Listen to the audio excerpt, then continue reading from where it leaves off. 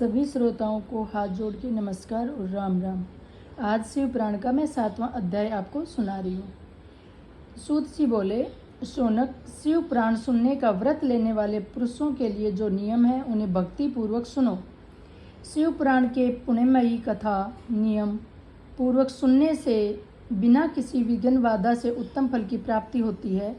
दीक्षा रहित मनुष्य को कथा सुनने का अधिकार नहीं है, अतः पहले वक्ता से दीक्षा ग्रहण करनी चाहिए।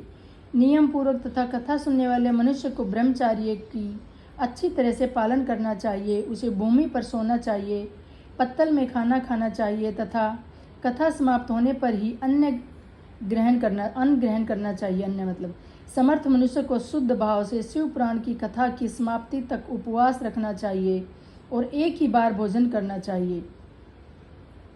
गरिष्ठ अन्न, दाल, जला अन्न से मसूर तथा बासी अन्न नहीं खाना चाहिए। जिसे कथा का व्रत ले रखा हो उसे प्याज, लहसुन, हींग, गाजर, मादक वस्तु तथा अमीष कहीं जाने वाली वस्तुओं का त्याग कर देना चाहिए। ऐसे मनुष्य प्रतिदिन सत्य, सोच, दया, मौन, सरलता, विनय तथा हार्दिक उदार आदि सद्गुणों को अपनाए तथा साधु संतों की तरह निद्रा का त्याग कर नियम पूर्वक कथा सुने। शैतान मनुष्य इस कथा के प्रभाव से अपने अभिष्ट कामना प्राप्त करता है और निष्काम मोक्ष प्राप्त करता है। सभी स्त्री पुरुषों को विधि विधान से शिव पुराण की उत्तम कथा को सुनना चाहिए।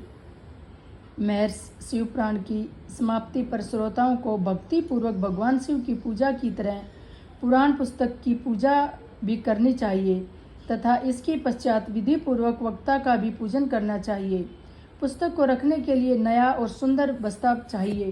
पुस्तक व भक्ति की पूजा के उपरांत वक्ता के सहायता हेतु बुलाए गए पंडित का भी सत्कार करना चाहिए। कथा में पधारे अन्य ब्राह्मणों को भी अन्न धन का दान दे। गीत, वाद और नृत्य से उत्सव को महान बनाए। वैराग्य मनुष्य को कथा समाप्ति पर गीता का पाठ करना चाहिए। गृहस्थ को सुनना, श्रवण कर्म की शांति हेतु होम करना चाहिए। होम रुद्र संहिता के श्लोकों द्वारा अथवा गायत्री मंत्र के द्वारा करे।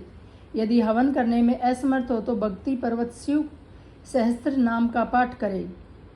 कथा सुनने संबंधी व्रत के पूर्णता के लिए शहद से बनी खीर का भोजन 11 ब्राह्मणों को करा कर उन्हें दक्षिणा दे। समृद्ध मनुष्य 3 तोले सोने का एक सुंदर सी आसन बनाए और उसके ऊपर लिखी अथवा लिखाई गई शिव पुराण की लिखी पोथी विधि पूर्वक स्थापित करे तथा पूजा करके दक्षिणा चढ़ाए। फिर आचार्य का वस्त्र, आभूषण एवं गंध से पूजन करके दक्षिणा सहित वह पुस्तक उन्हें भेंट कर दे। शौनक, इस पुराण के दान के प्रभाव से भगवान शिव का अनुग्रह पाकर मनुष्य भाव बंधन से मुक्त हो जाता है। शिव पुराण को विधि पूर्वक संपन्न करने पर यह संपूर्ण फल देता है तथा भोग और मोक्ष प्रदान करता है।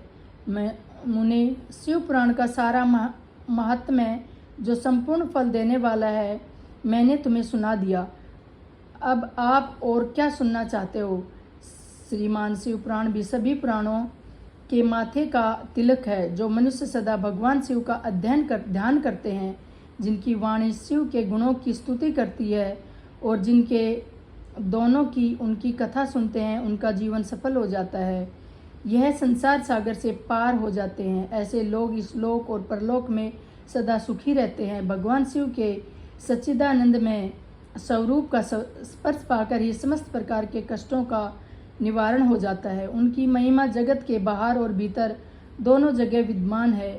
आनंद आनंद रूप परम शिव को ही मैं शरण में लेता हूँ। नमस्कार।